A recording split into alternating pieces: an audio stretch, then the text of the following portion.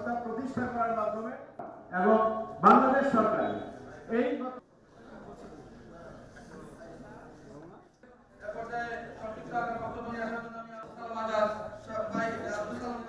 পারে সঠিকভাবে এই সংস্কার কর্মসূচি বাস্তবায়ন সভাপতি সহ অন্যান্য উপস্থিত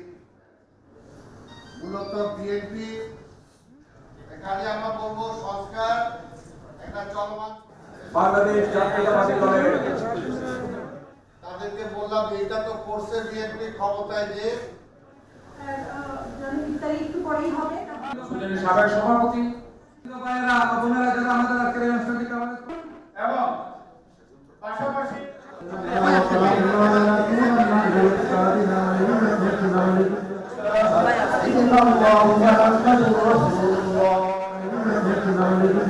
Allah